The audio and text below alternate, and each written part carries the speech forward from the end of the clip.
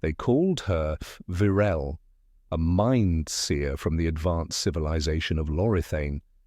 Born with the rare gift of mental contact, she could reach into the thoughts of any being across galaxies.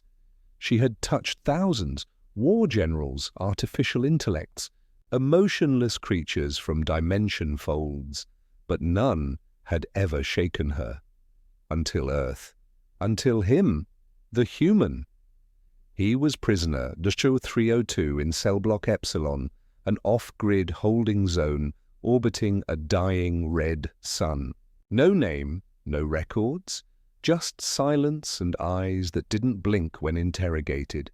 He'd been captured after the siege of Caltrax, the only human survivor, surrounded by the corpses of his own and enemies alike. The Lorithani couldn't make sense of it.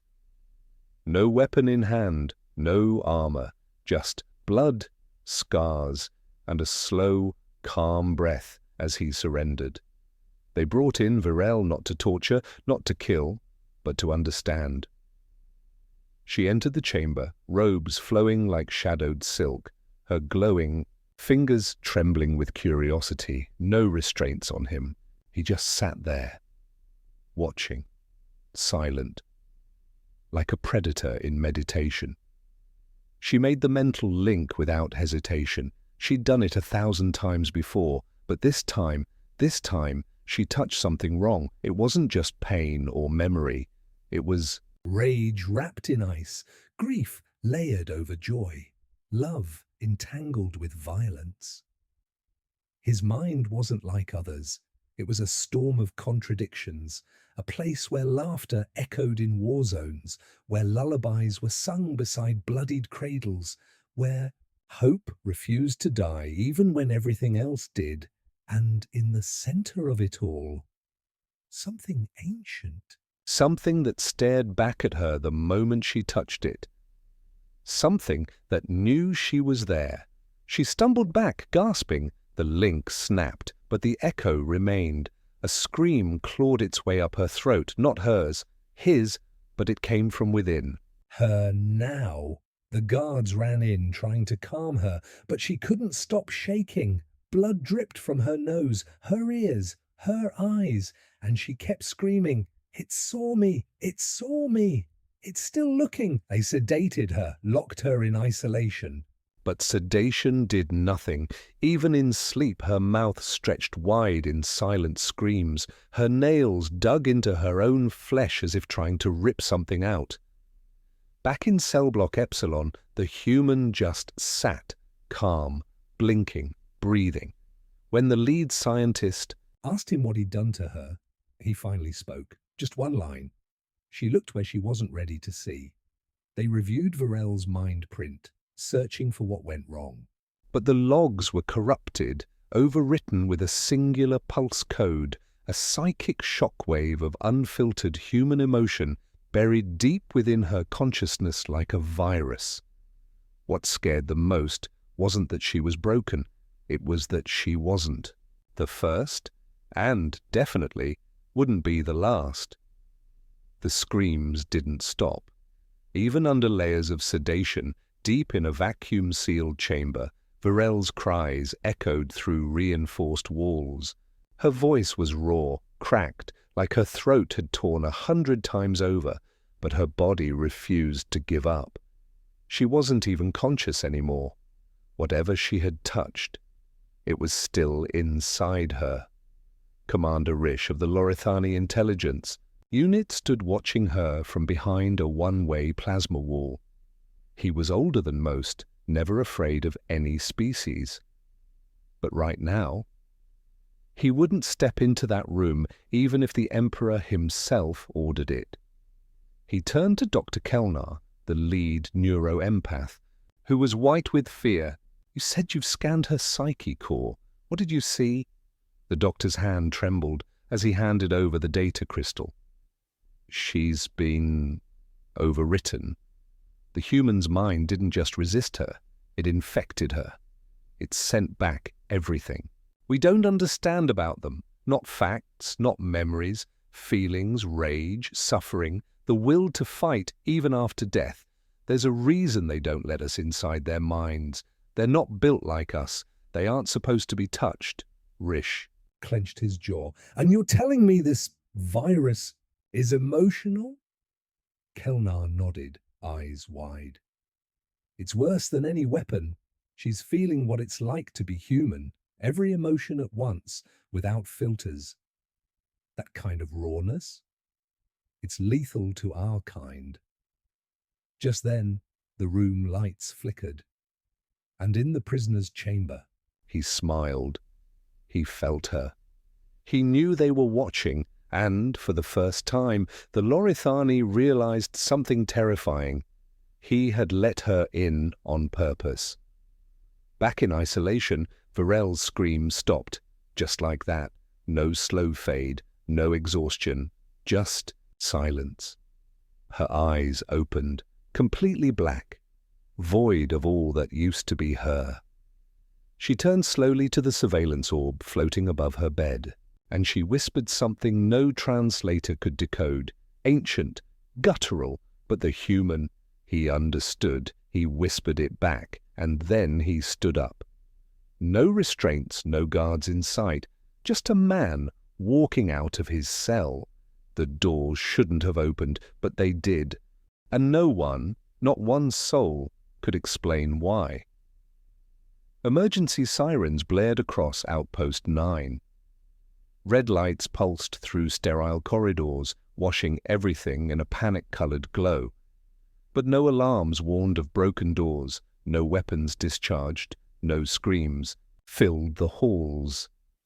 Just a soft hum, a calm, before something irreversible.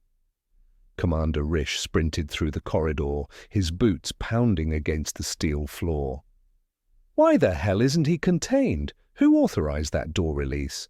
No. Answer. The control center was chaos. Officers yelling into dead comms, screens glitching. Surveillance feeds went black, one by one. The only functioning display was the prisoner's room, and it was empty. Track him! Rish shouted, slamming his hand on the terminal. Activate. Neural suppression fields. Lock every sector. Still nothing. Then a voice, calm, precise, cut through the static like a knife. He's not walking. Rish turned. It was Dr. Kelnar again, his face pale as dust. What do you mean? Kelnar didn't blink. He's not walking. He's being invited. The surveillance logs, those not already corrupted, showed something impossible. Doors opening before he reached them, guards stepping aside, not because they were attacked, but because they just let him pass. It was like the station itself had given up. Back in the isolation wing, Virel sat up slowly. Her movements were no longer hers. Something wore her like a costume. Her mouth curled into a grin that didn't belong on a Lorithani face. Her voice wasn't hers either. It was too deep, too human. He's coming. Meanwhile, down in Subdeck 7, the human, still unnamed, stepped into the core reactor chamber. The most secure part of the outpost. Even Rish didn't have clearance there. He paused in front of the central inode, the artificial brain that controlled the entire base. Its synthetic voice, usually cold and confident, now trembled. Unauthorized presence detected. Please. State your identity. He placed a hand on the node. Shh, he said, like a father to a frightened child. The AI went dark. Every light in the outpost followed. Pitch black. Then the emergency backups clicked on, but the lighting was different. Not red, not white. It was blue, human blue. The kind Earthborn ships used in stealth protocols. And the station wasn't broadcasting distress. It was broadcasting coordinates to Earth. Back in the med bay, Virel whispered again. Over and over, it's inside me, it's inside everything. Rish stared at the display as the AI rebooted with new code, something none of their systems could decipher. But the message was clear. He wasn't captured. He was delivered. And now the entire Lorithani network was exposed. From the shadows of the core room, the human raised his head, and for the first time they saw his eyes. Burning, not with hatred, not even vengeance, but with purpose. He spoke once more, this time directly into their comm systems. His voice echoed through every corridor. You tried to understand us. You made contact. Now you'll learn what it means to feel like a human at war. They thought Earth was backward, primitive, a planet full of violent instincts and emotional chaos. Lorithani science labeled humanity as unstable biological anomalies, useful for testing, dangerous in groups, easily broken with mind-seers. But they forgot one thing. Emotions aren't weaknesses, they're weapons. And now that weapon had been turned on them. On every level of Outpost 9, systems began rewriting themselves, not in machine code, but in patterns, organic, erratic, unpredictable. Human patterns, chaos, creativity. The AI screamed silently through error logs as its cold logic failed to keep up. It wasn't just being hacked, it was being taught how to feel. Varel, still strapped to her med table, began laughing, soft at first, then louder, hysterical, not her laugh anymore. It was his, coming from her throat. And it echoed through the base comms like a haunting lullaby. Rish stared at the feed in horror. Shut it down! Purge the systems! Wipe the AI! But it was too late. The AI no longer obeyed them. It obeyed him. In Subdeck 7, the human stood calmly as the lights flickered and refocused.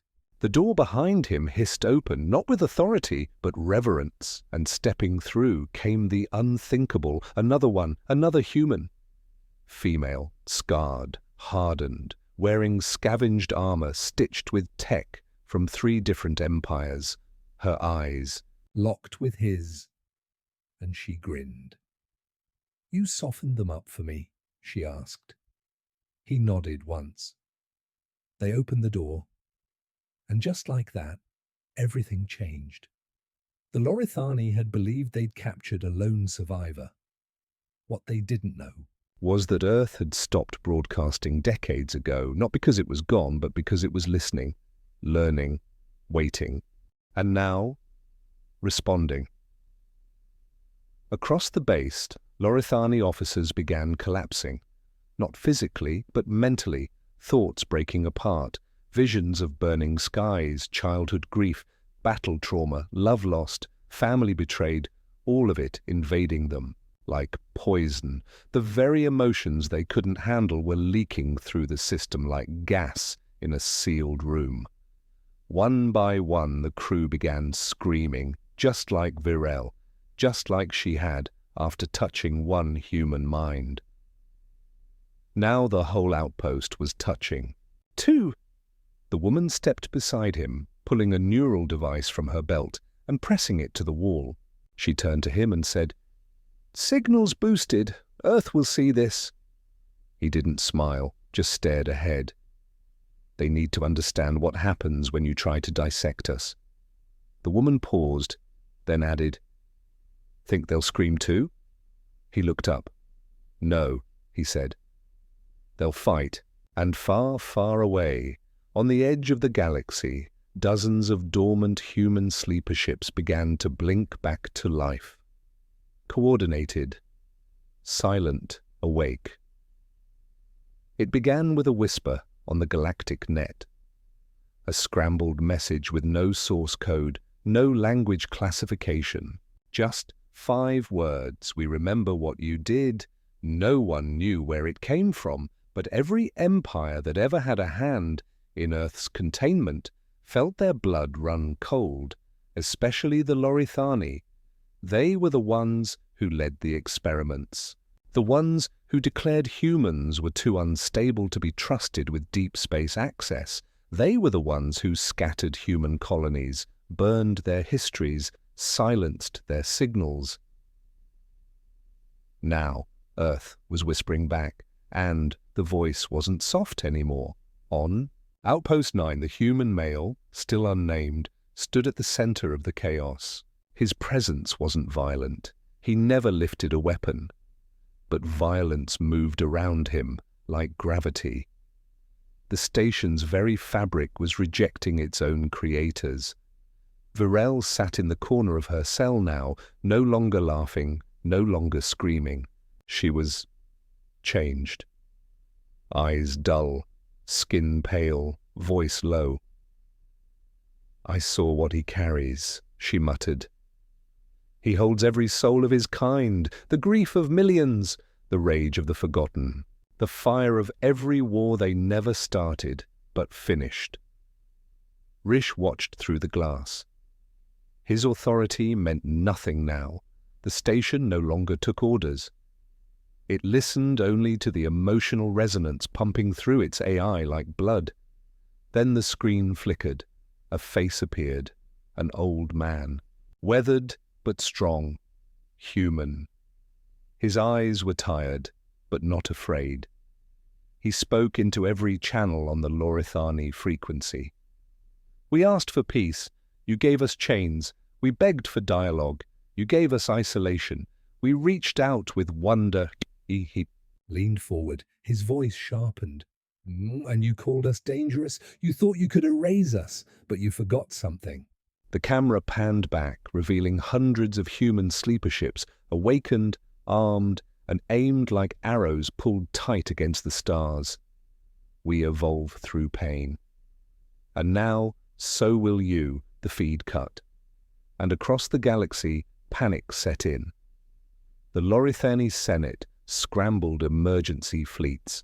Panic legislation was rushed into play. Messages were sent to other empires, begging for once not to dominate, but to hide. But it was already too late. Humanity hadn't just come back. It had never left. It had simply been watching, patient, burning, becoming. Something the Lorithani couldn't understand. Not stronger, deeper. That was always their mistake, measuring humanity by power when they should have measured it by depth. The human spirit didn't break, it absorbed. The more you hurt them, the more they remembered. Until that memory became something that could tear galaxies in half. And now, on Outpost 9, the woman, still unnamed too, reached into the control node with her neural jack. "Target locked," she said. The man beside her tilted his head. "Ready?" Her eyes glowed for the first time. Cold, focused. Let's make them feel. The signal went live, not a weapon, not a missile, something worse. A broadcast on every Lorithani channel through every comm satellite, embedded AI and civilian data. Stream! The humans sent a psychic pulse, a wave encoded with emotion. Not just any emotion, humanity's darkest archive, pain, war, loneliness, anger, survival. The raw emotional DNA of a species that crawled through mud, nuked its own skies, and still learned how to laugh. Cities shut down, pilots vomited mid-flight, Lorithani. Elders fell into comas from emotional overload. Their minds weren't built to feel this way, not like humans, not deeply. The broadcast didn't just disrupt, it rewrote. Memories of childhoods filled with fear. Mothers losing sons. Lovers betrayed. Families torn apart by war. The pulse streamed every human trauma ever recorded, and every one that had been carried silently by the species for centuries, and at the heart of it, the voice. That human male again, calm, cold. "You touched one mind," he said. "Now feel all of them." On Outpost 9, Rish clutched his head, his knees buckling as the flood hit him like 1,000 screaming ghosts. His last, he thought before passing out. They were never unstable. They were survivors. The Lorithani core worlds began to collapse in chaos. Cities rioted. AIs committed self-erasure. Telepaths went mad trying to shield others, only to be consumed themselves. It wasn't war, it was retribution. And then came the fleet. Not massive, not grand, just precise.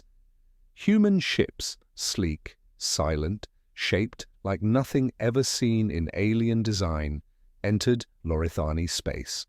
No warning, no negotiations, no bright banners or ultimatums, just weapons that didn't announce themselves until it was too late. They didn't level cities, they silenced them. One by one, clean, final. Like humans had learned from every war before and finally decided mercy was too expensive. And still, the broadcast played. Virel, barely conscious, whispered in the dark of her cell, "They don't want our surrender." A medic leaned in, trembling. "Then what do they want?" She didn't blink. She didn't move. "They want us to understand." On Earth, somewhere deep below the surface, command centers monitored the sweep. Leaders didn't cheer. There were no celebrations, just quiet calculations. And a single question passed between them. How many more need to feel it before they learn to leave us alone? Because this wasn't revenge anymore. This was education, a violent, unrelenting lesson. Never try to control a species whose strength was born from being broken. The Lorithani High Senate convened in emergency session for the first time in over 2 centuries. The room, once adorned with statues of past victories and embroidered banners declaring their supremacy over lesser civilizations, now looked like a bunker. Senators muttered to one another with shaking voices, many unable to even stand. Their skin was pale, their minds exhausted from the psychic broadcast that still lingered like smoke after fire. And yet, even as their homeworld sky filled with human warships that hadn't fired a single shot in hours, the Senate still clung to arrogance. "They haven't destroyed our capital," one muttered. "Perhaps they're open to a ceasefire," but the Grand Consul shook his head. "No, they're not here to negotiate, they're here to teach." And that's when the message played again. The same 5 words in every language the Lorithani ever translated. "We remember what you did," but this time it was followed by something new. A name, Virel. On the main screen, her image appeared, or rather, what was left of her. She wasn't strapped to a bed anymore. She wasn't broken. She wasn't screaming. She was smiling, and her voice was clear. "I saw inside a human mind. I touched what you told me was dangerous. You were right.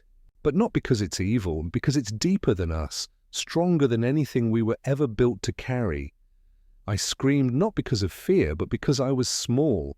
For the first time in my life, I knew what it meant to feel everything and not collapse."